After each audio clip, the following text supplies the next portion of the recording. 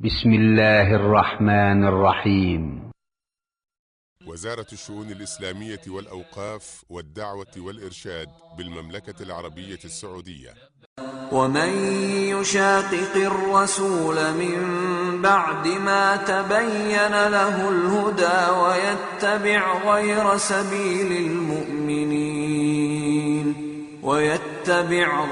سبيل المؤمنين نوله ما تولى ونصله جهنم وساءت مصيرا.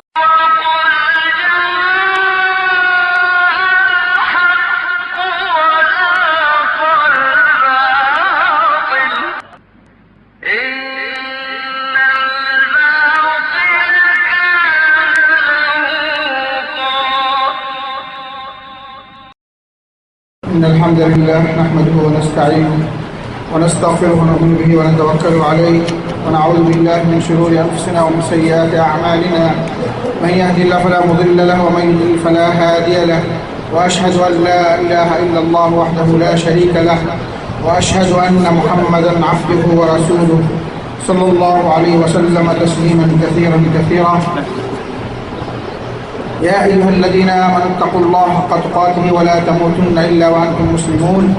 يا أيها الناس اتقوا ربكم الذي خلقكم من نفس واحدة وخلق منها زوجها وبث منهما رجالا كثيرا ونساء، واتقوا الله الذي تساءلون به والأرحام إن الله كان عليكم رقيبا. يا أيها الذين آمنوا اتقوا الله وقولوا قولا سديدا يصلح لكم أعمالكم ويغفر لكم ذنوبكم، ومن يطع الله ورسوله فقد فاز فوزا عظيما. أما بعد، فإن خير الحديث كتاب الله، وخير الهدي هدي محمد صلى الله عليه وسلم، وشر الأمور محدثاتها، وكل محدثة بدعة، وكل بدعة ضلالة، وكل ضلالة في النار. ثم أما بعد، فأعوذ بالله من الشيطان الرجيم. وما خلقنا السماوات والأرض وما بينهما لاعبين ما خلقناهما إلا بالحق ولكن أكثرهم لا يعلمون. উপস্থিত সম্মানিত পরিচালক, মেহমান বৃন্দ এবং আমার সম্মানিত দিনী ভাইরা, আসসালামু আলাইকুম ওয়া রাহমাতুল্লাহি ওয়া বারাকাতুহু।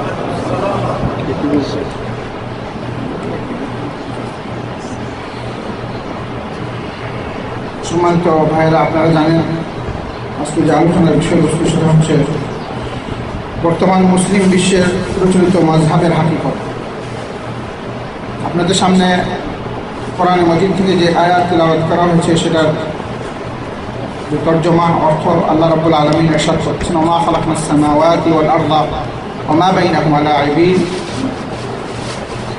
আল্লাহ রাব্বুল আলামিন বলতেছেন যে আসমান জমিন এবং তার মাঝে যা কিছু আছে আল্লাহ রাব্বুল আলামিন তা খেল তামাশার জন্য সৃষ্টি করেন না। মা খালাকনাহুমা ইল্লা বিল হক।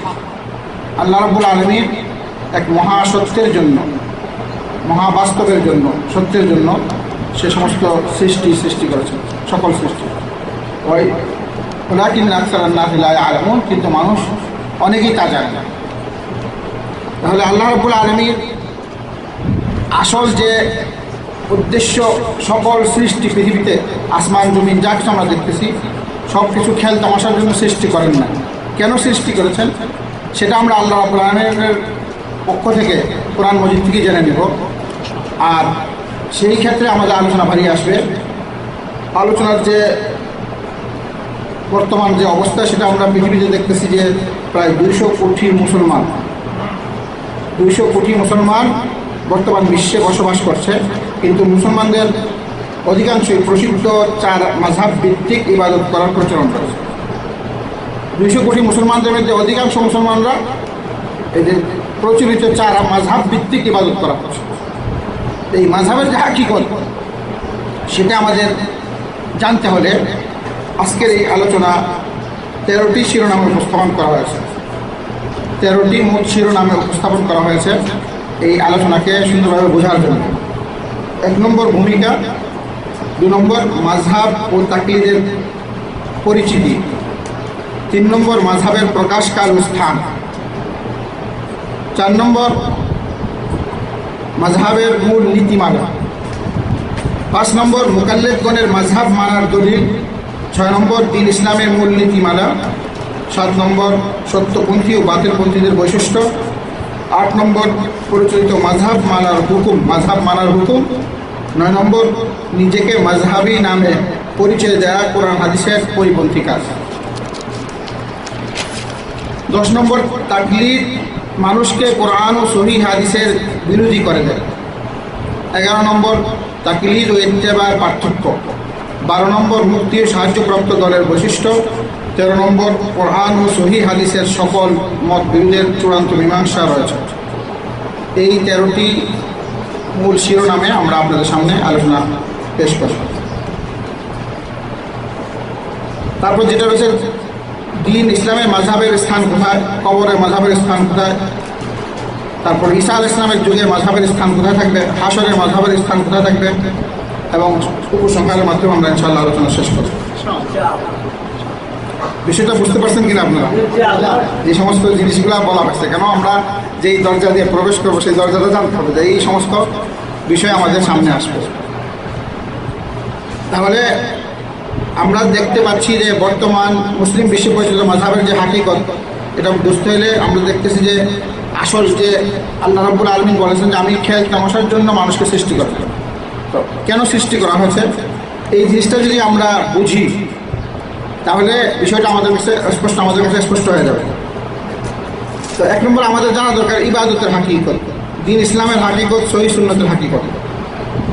ইবাদতের হাকিকত যে আসল আল্লাহ রাব্বুল আলামিন পবিত্র কোরআনে ঘোষণা দিয়েছেন যে আল্লাহ রাব্বুল আলামিন মানুষকে সৃষ্টি করেছেন ওয়া খালাকাল জিন্না ওয়াল ইনসা ইল্লা লিয়াবুদুন, ইবাদত করার জন্য।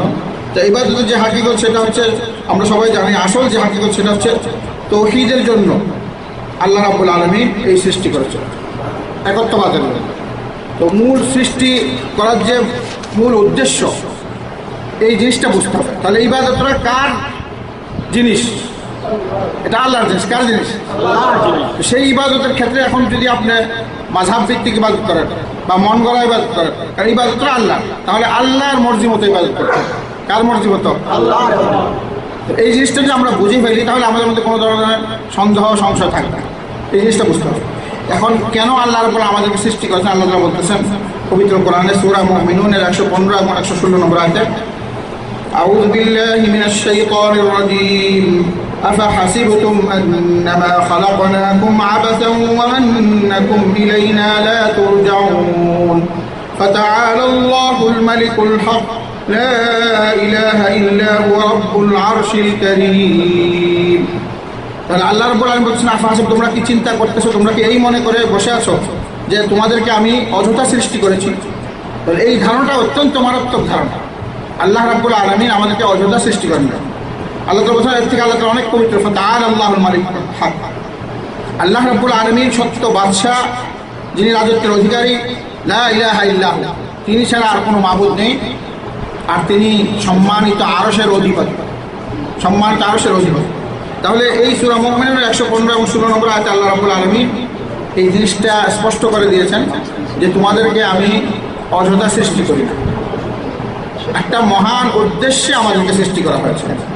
আর এখানে আল্লাহ তাআলা বলতেছেন ওয়ামা খালাকনাস সামাওয়াতি ওয়াল আরদা ওয়ামা বাইনাহুমা ইল্লা বিল হক ওয়া ইন্নাস সাআতা লাআতিয়াতুন ফাসফাহিস সাফহাল জামিল। সূরা হিজরের 85 নম্বর আয়াতে এখানে আল্লাহ তাআলা বলতেছেন যে আমি আসমান জমিন এবং তার মাঝে যা কিছু আছে সৃষ্টি করেছি ইল্লা বিল হক, হকের জন্য। আর এই হকটা প্রকাশ পাবে শীঘ্রই, কিয়ামত এসে যাবে, কিয়ামতের দিন সেটা প্রকাশ পেয়ে যাবে। সেই হকটা কি? সেটা তাওহীদ। সেটা কি? তাওহীদ। এইভাবে আল্লাহ রাব্বুল আলামিন সর্বশেষ কথা যেটা ক্লিয়ার করে বলে দিচ্ছেন সেটা হচ্ছে সূরা বাকারার 23 নম্বর আয়াত। সূরা বাকারার 23 নম্বর আল্লাহ তাআলা বলতেছেন আউযু বিল্লাহি মিনাশ শাইতানির রাজীম ইয়া আইয়ুহান নাসু উবুদু রাব্বাকুমুল্লাযী খালাকাকুম ওয়াল্লাযীনা মিন ক্বাবলিকুম লাআল্লাকুম তাত্তাকুন الذي جعل لكم الأرض فراشا والسماء بناء وأنزل من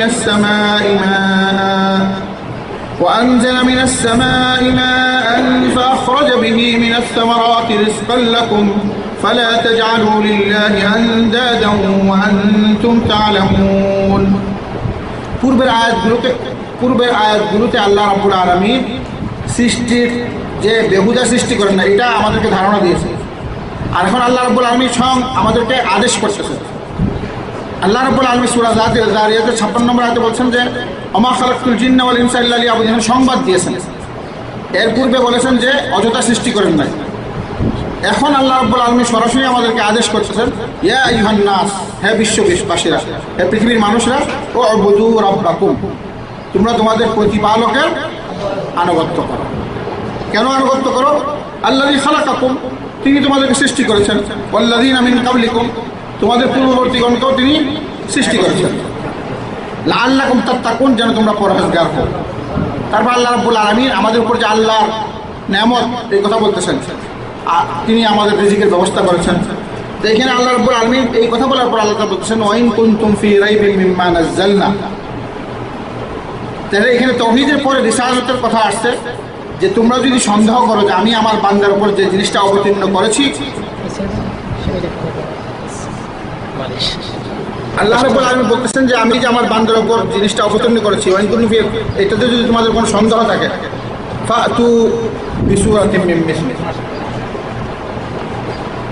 এই যে বিধান আমি অবতীর্ণ করেছি, আর এখানে বিশ্ববাসীর হেদায়েতের কথা যে বর্ণনা করে দেওয়া হয়েছে, এই ব্যাপারে যদি তোমাদের কোনো ধরনের সন্দেহ থাকে, তাহলে এই কোরআনের মতো তোমরা একটা কোরআন সৃষ্টি করো বা একটা সূরা সৃষ্টি করো।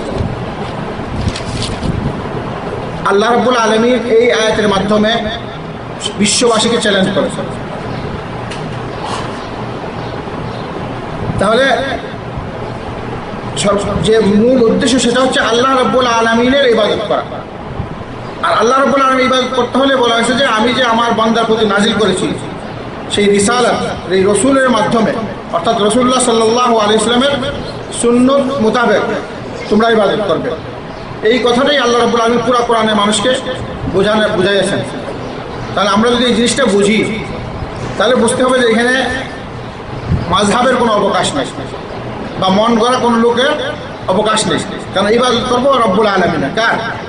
আর আল্লাহর মর্জি হচ্ছে, আল্লাহ রব্বুল আলামিন ইরাদা, ওনার যে ইচ্ছা সেটা হচ্ছে যে আমরা যেন তাওহীদ ভিত্তিক একমাত্র রাসূলুল্লাহ সাল্লাল্লাহু আলাইহি সাল্লামের অনুসরণে সকল ইবাদত আমরা করি, তাহলেই সেটা আল্লাহর কাছে কি হবে? গ্রহণযোগ্য হবে। এখানে অনেকের সন্দেহ থাকতে পারে যে এই যে দিন ইসলামের যে হাকিকত, এটা কি? এখন দিন ইসলামের হাকিকতকে আমরা বুঝতে পারবো, বা এটাতে পরিপূর্ণতা আছে কিনা, বা এটা বোঝার সম্ভাবনা আছে কিনা, এই ধরনের মানুষের সংশয় থাকতে পারে। এই জন্য আল্লাহ রাব্বুল আলামিন দিন ইসলামের যে হাকিকত, এটা আমাদের সামনে পেশ করেছেন আল্লাহ তাআলা স্বয়ং নিজে। এখন আল্লাহ রাব্বুল আলামিন বলতেছেন সূরা মাইদা 3 নম্বর আয়াতে, আল-ইয়াওমা আকমালতু লাকুম দীনাকুম ওয়া আতমামতু আলাইকুম নি'মাতি ওয়া রাদিতু লাকুমুল ইসলাম দীনা। তাহলে বোঝা গেল যে এই ইবাদতের পদ্ধতি যেটা আল্লাহ তাআলা অবতীর্ণ করেছেন, এটা পরিপূর্ণ। এটা কি? এই দিনটা আল্লাহ রাব্বুল আলামিন আমাদের জন্য পরিপূর্ণ করে দিয়েছেন। তাহলে ইসলামটা হচ্ছে পূর্ণাঙ্গ জীবন বিধান, পূর্ণাঙ্গ জীবন বিধান। তাহলে এই আয়াতের মাধ্যমে আমাদের কাছে জিনিসটা স্পষ্ট হয়ে যাচ্ছে যে এমন একটা বিধান আল্লাহ রাব্বুল আলামিন আমাদেরকে দিয়েছে, সেটা হচ্ছে পরিপূর্ণ। সেটা কি? পরিপূর্ণ, যেখানে কোনো কিছু বাদ দেওয়াও যাবে না, কোনো কিছু সংযুক্ত করা যাবে না। মানব জাতির যে সমস্ত জিনিসের প্রয়োজন কিয়ামত পর্যন্ত, তার সব কিছু আল্লাহ রাব্বুল আলামিন পরিপূর্ণ করে দিয়েছে, আলহামদুলিল্লাহ। তারপর আর কোনো চিন্তা নাই। তাহলে এখন আমার আল্লাহ রাব্বুল আলামিন কেন এটা আমাদেরকে জানিয়েছেন? এই কারণে যে আমাদের যে কার থেকে আরও নিতে হবে কিনা, বা কোনো জিনিস সংযোজন করতে হবে কিনা, এই যে সন্দেহ, সেটা যেন আমাদের থেকে দূর হয়ে যায়। তাহলে এমন একটা বিধান আল্লাহ তাআলা আমাদেরকে দিয়েছেন যেটার মধ্যে কোনো ধরনের কি অপূর্ণতা নাই, কোনো ধরনের অপূর্ণতা নাই, পরিপূর্ণ বিধান। এই পরিপূর্ণ বিধানটা এখন কিভাবে পালন করতে হবে সেটা আল্লাহ তাআলা পরবর্তী আয়াতে বলতেছেন। সেটা হচ্ছে সূরা নূরের 54 নম্বর আয়াত। আল্লাহ তাআলা বলতেছেন, কুল আতিউল্লাহ ওয়া আতিউর রাসূল ফাইন তাওয়াল্লাউ ফাইন্নামা আলাইহি মা হুমিলা ওয়া আলাইকুম মা হুমিলতুম ওয়া ইন তুতিউহু তাহতাদু ওয়া মা আলার রাসূলি ইল্লাল বালাগুল মুবিন।